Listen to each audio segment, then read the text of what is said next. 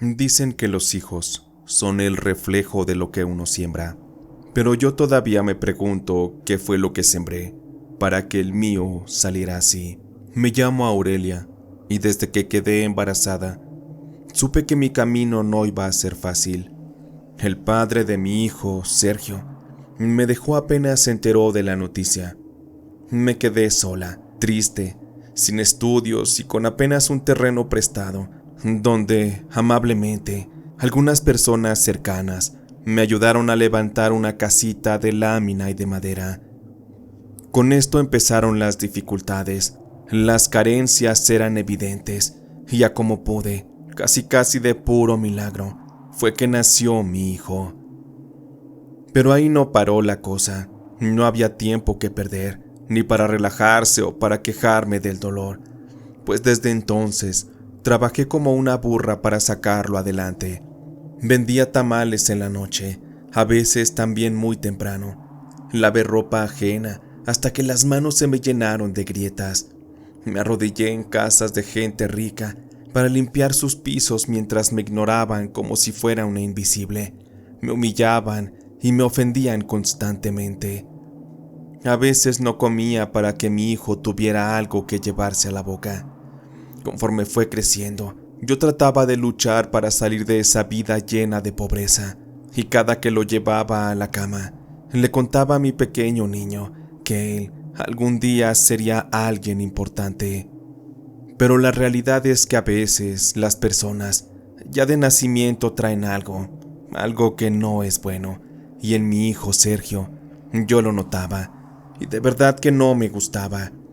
Ya siendo un poco más grandecito, ya cuando tenía 7 años, empezó a tener conductas delictivas. Sé que esto en parte fue porque de alguna manera yo trabajaba y mi ausencia me llevó a descuidarlo. Pero Sergio constantemente iba a las tienditas de las cercanías y se robaba mercancía, o en su defecto hasta cuando podía, se robaba dinero. Varias veces recibí reclamos por parte de aquellos propietarios de dichos negocios. Mi hijo Sergio jamás negaba lo que hacía, y yo tenía que devolver el dinero, o bien, lo equivalente a las mercancías robadas. No negaré que en varias ocasiones llegué a golpearlo, a regañarlo, pero él lloraba y me pedía perdón, me decía que nunca más lo volvería a hacer. Hasta aquí con lo del dinero siento que aún no era la cosa tan grave, pero sí, una vez cuando llegué a la casa y encontré a un gatito muerto en el patio, mi hijo Sergio solo sonreía y argumentaba que había acabado con la vida del animal, simplemente porque éste no servía para nada. Ya estaba entrando en desesperación. No sabía qué hacer para corregirlo, porque encima de todo, no tenía el tiempo necesario para estar con él. Me sentía culpable porque mi ausencia estaba dejando a merced de las circunstancias la manera en que la conducta de mi hijo se iba moldeando. A los 12 años mi hijo comenzó a juntarse con vagos que ya eran más grandes que él. Yo trataba de aconsejarlo, de decirle que esas personas no eran buenas, pero a esa edad, ya estando en la adolescencia, mi hijo Sergio empezó a convertirse en algo mucho peor. Me gritaba en la cara que yo no era nadie para decirle qué hacer. Me empujaba, me quitaba de su cuarto y hasta me amenazó en alguna ocasión de largarse de la casa si es que yo le seguía chingando. Seguí trabajando muy duro. Yo estaba juntando dinero para regresarlo a la secundaria, de la cual ya se había salido. Yo siempre creí que la educación podría cambiarlo. Incluso hasta vendí el viejo anillo de bodas que tenía para comprarle una computadora usada. Pero ¿cuál fue mi tristeza cuando me di cuenta de que Sergio empeñó la computadora a los pocos días para comprarse ropa y unos tenis que andaban de moda? Me dio mucho coraje y lo enfrenté, pero él me dijo con una sonrisa burlona algo que me dolió. Ya deja de estar jodiéndome, madre. Si quieres cosas, pues mejor cómpralas para ti. A mí ya no me interesa lo que tú me puedas dar. Nunca me diste cariño, y mucho menos pudiste retener a un padre para mí. Eres una fracasada. Para mí no eres más que una vieja estúpida. de la cual nunca voy a poder aceptar un consejo. Sergio era tan joven y parecía que había engendrado al mismo demonio. No entendía cómo él podía tratarme así, si yo lo único que había hecho era darle lo mejor de mí, sacrificarme para poder verlo crecer. Y así seguía aguantando. Creo que lo justifico en base a la culpa que sentía. Por ello es que pensaba que tal vez en el fondo habría algo bueno en él y que un día cambiaría. Los años pasaron y aunque no lo merecía, lo ayudé a construir un cuarto en la parte trasera de la casa para que tuviera su espacio y su privacidad. Él lo convirtió en una especie de guarida, donde hacía borracheras y fiestas con las chicas de ahí cerca, pura vieja mugrosa y drogadicta, tal y como mi hijo ya también lo era. Para esa edad yo sabía que ya no podría con él, porque se había vuelto tan agresivo que hasta tenía miedo de que me hiciera daño, incluso de que me matara. Fue pasando el tiempo.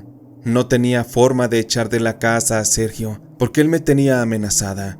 Yo trabajaba para mantenerle sus vicios, su vida tan turbia. Cuando cumplió 25, recuerdo que se empezó a juntar con personas aún peores. Eran gente que ya estaba metida en negocios muy pero muy turbios. Y ahí empezó a llegar con dinero en fajos, con bastantes billetes. Él nunca me decía de dónde salía todo eso. Lo poco que me daba era con desprecio, como si me hiciera un favor, pero en realidad solo estaba comprando mi silencio para que no lo delatara. En este punto, mi hijo se empezó a convertir en alguien mucho más violento, y más allá de agredirme verbalmente, él comenzó a golpearme. Cada que yo le reclamaba algo o trataba de aconsejarlo, él me jalaba del cabello, me ponía una pistola en la cara y me decía que cerrara el hocico, porque yo ya no podía decidir por él ya era un adulto, y me gritaba en la cara que yo ya le estorbaba, que si seguía yo molestándolo, él no dudaría en jalar el gatillo. Más allá de a veces solo ser amenazas, cuando él llegaba muy borracho o alterado por las sustancias, llegó a darme bofetadas, a darme puñetazos hasta dejarme inconsciente. Para mí la vida junto a mi hijo ya era un infierno, porque sabía que en cualquier momento podría acabarme.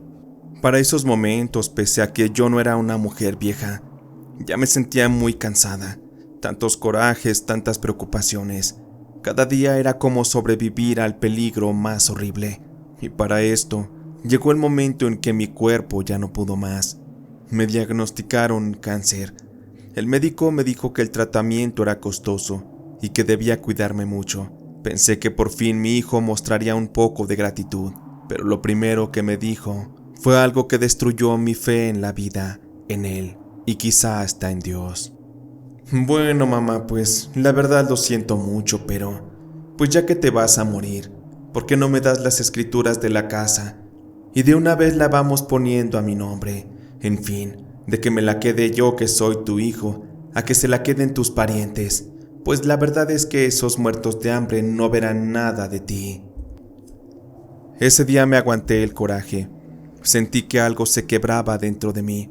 No solo era la frialdad de Sergio, era su desprecio, su ambición, la forma en que me veía como un estorbo. No podía creer cómo es que mi hijo, aun sabiendo de mi enfermedad, no le importaba gritarme, ofenderme e incluso hasta golpearme. Y fue ahí cuando empecé a pensar que tal vez lo que él necesitaba no era cariño, sino un castigo. En aquel barrio pobre donde vivíamos, todos conocían a Doña Remedios, una mujer vieja y encorvada que siempre vestía de negro, de la cual se decían muchas cosas relativas a que hacía brujería, a que podía cambiar el destino de cualquier persona por un precio, y yo estaba lista para pagarlo. En esos momentos me cayó un peso de realidad y entendí aquel refrán que dice: cría cuervos y te sacarán los ojos. Y a mí, Sergio, mi propio hijo, ya me había arrancado más que el alma. Aquella noche que fui con Doña Remedios, la calle estaba desierta. Ni siquiera los perros ladraban. Era como si todo el barrio hubiera decidido meterse temprano, dejando que el silencio y la humedad de la llovizna se adueñaran de todo. Todo esto mientras que yo caminaba, tapándome con un rebozo, mientras me empapaba de un profundo misterio y de un miedo por lo que estaba a punto de hacer.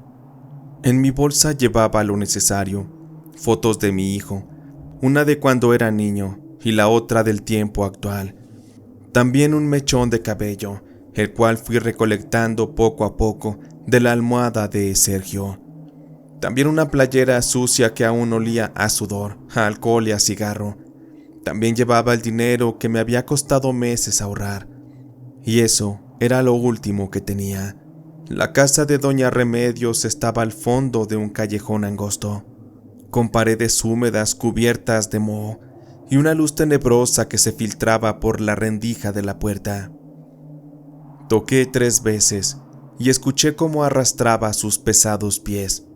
La puerta se abrió despacio, dejando ver así a la anciana.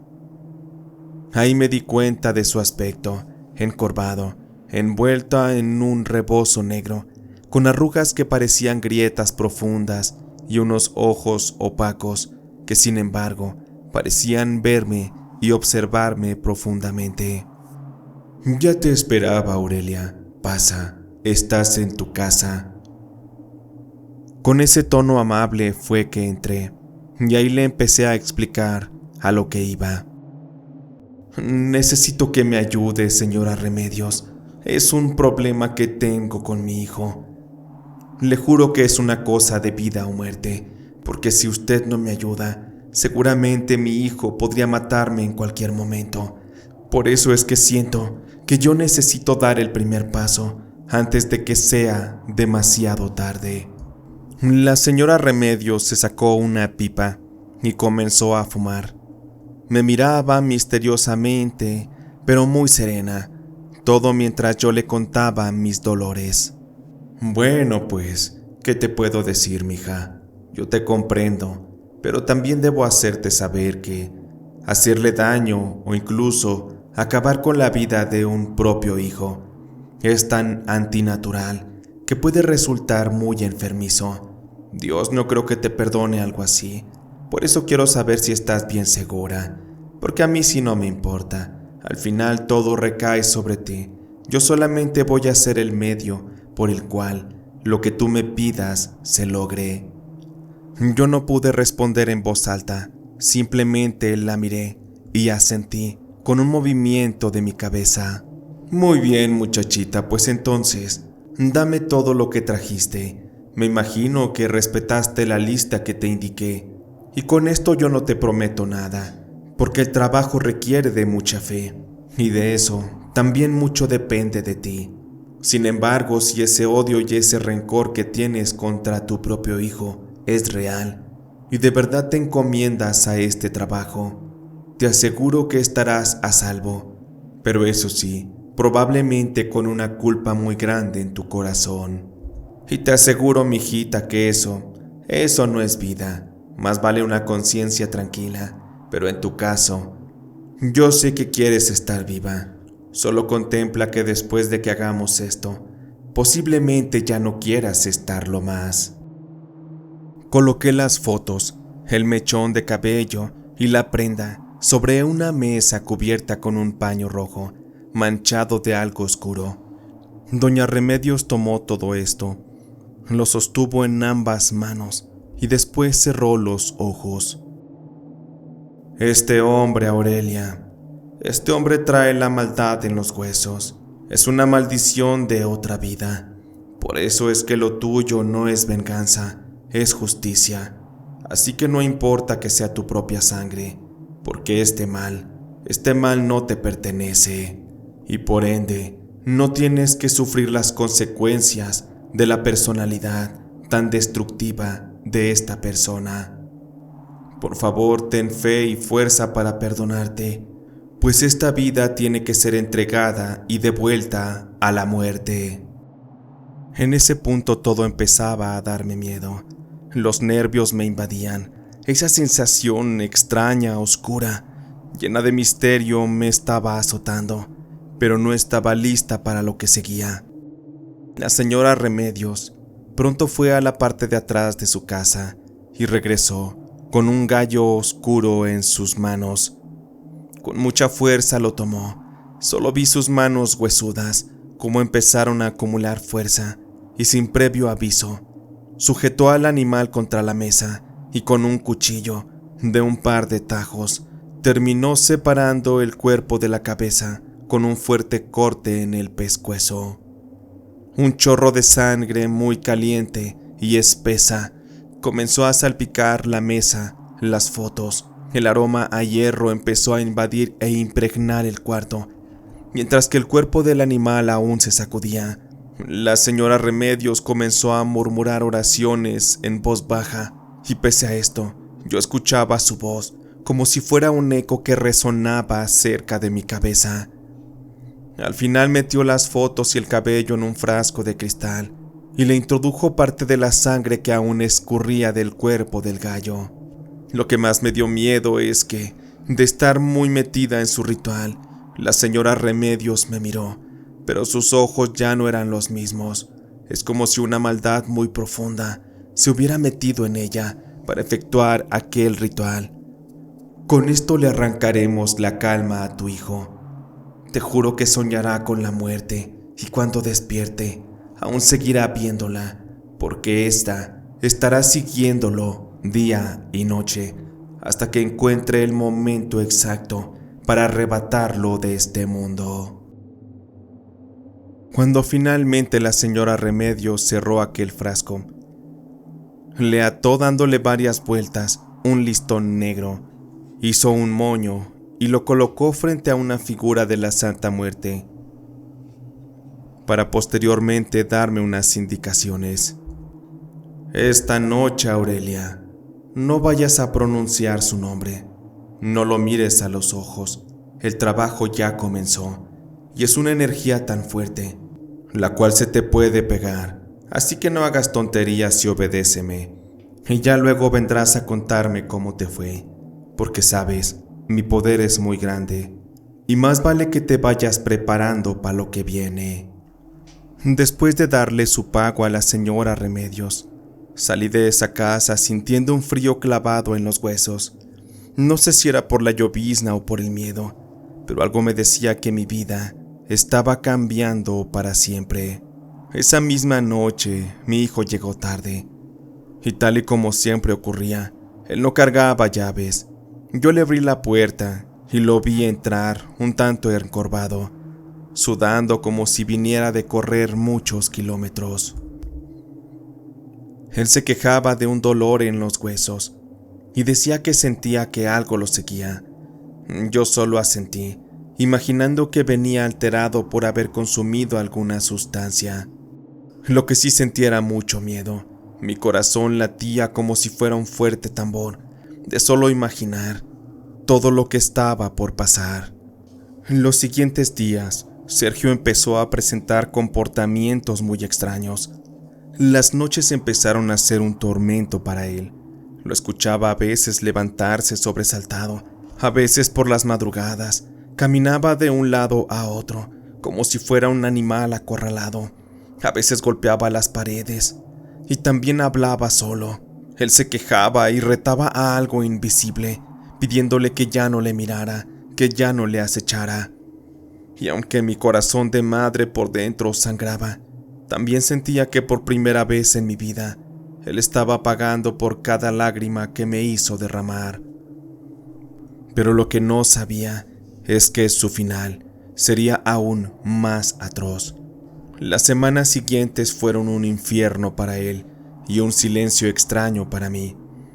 El hijo que siempre me habló con soberbia y me vio con desprecio, ahora deambulaba como un perro apaleado. Su piel perdió todo color, sus labios, de los cuales salían palabras llenas de arrogancia, se agrietaron. Sus manos le temblaban como si tuviera siempre frío. De noche yo escuchaba ruidos muy raros en su cuarto, golpes secos contra la pared, llantos ahogados. Una vez, les juro que empecé a sentirme preocupada. Empezó a enternecerme la situación que ocurría con Sergio, pues es normal por mi instinto de madre. Por ello es que empezaba a arrepentirme de haberle embrujado, de haberlo intentado destruir. Cuando entré a su habitación, traté de buscar un momento de fragilidad en el que pudiera darle un abrazo, uno como el que hacía muchos años no le daba. Apenas entré, ahí lo vi casi desnudo, en cuclillas, arrinconado cerca de la oscuridad. Me lanzó una mirada con un vacío extraño y murmuró: «Mamá, mira, ahí está. ¿Por qué no le dices que se vaya, que me deje en paz? Dile que yo todavía no me quiero morir. Dile que yo quiero ser bueno, que quiero vivir. Por favor, ayúdame, mamá». Mi hijo me señalaba hacia un rincón oscuro del cuarto, y ahí les juro que vi como una presencia extraña parecía que sacaba sus garras de aquel rincón, como queriendo ya definitivamente atrapar y llevarse a mi hijo. Estaba que ya no podía, me arrepentía de haberlo destruido, y por ello es que fui nuevamente a buscar a doña Remedios, con el afán de que me ayudara a revertir el mal. Pero la respuesta que me dio la señora Remedios no me la esperaba. De verdad, fue como un golpe aún más brutal, uno más fuerte, comparado con todo lo que ya había sido golpeada. Entiendo por lo que estás pasando, Aurelia. Es una crisis de madre, y ya te lo había advertido. Esto no iba a ser fácil. Acuérdate que te hablé sobre la culpa que te estaría carcomiendo la cabeza. En fin, eres su mamá, y pese a todo tratarías de salvarlo. Pero aquí en confianza, Aurelia, te voy a decir una verdad muy cruda y dolorosa. Tu hijo no es más que una pinche rata, y ahorita que lo ves como perro patas para arriba, está pidiéndote ayuda, pero te aseguro que si lo curamos y se empieza a sentir mejor, en un 2x3 te va a poner una pistola en la cabeza y va a jalar el gatillo. Porque ese cabrón ya es malvado, es maldito, y eso ni tú ni nada lo puede cambiar. Me regresé resignada a casa. Tuve que aceptar la verdad. Yo había tomado una decisión, y en el fondo, la señora Remedios tenía razón. Solo era cosa de que Sergio se sintiera bien, para que así el maldito volviera a ser la escoria que siempre fue. Porque esa manzana ya estaba podrida, y lo mejor era enterrarla para que se la tragara la tierra. Una madrugada lo escuché gritar en su habitación, como si lo estuvieran torturando. Traté de aguantar, hacerme oídos sordos, pero al final corrí a su cuarto. Abrí la puerta y al entrar, allí estaba él, desnudo, arrodillado frente a un espejo. Traía un arma en sus manos y la estaba introduciendo en su boca. Me quedé paralizada.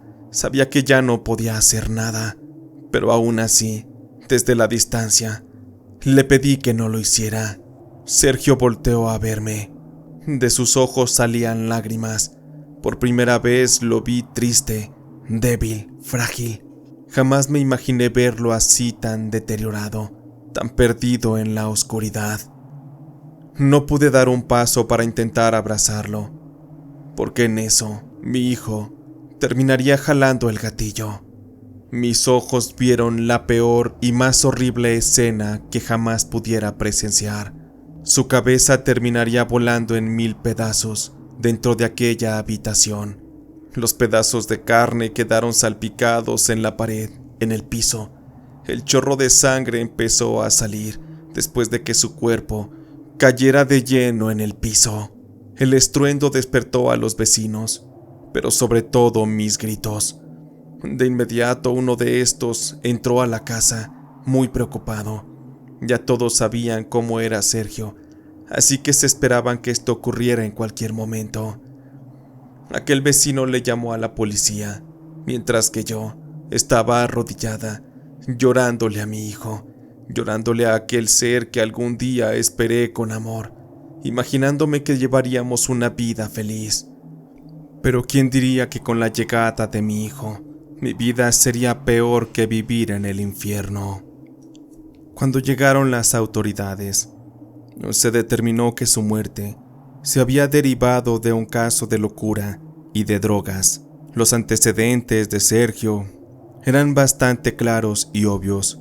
Nunca nadie sospechó que hice brujería para enloquecerlo, para destruirlo, para llevarlo a que él mismo con sus propias manos se arrebatara de esta vida que yo misma le di, pero que también yo misma le quité.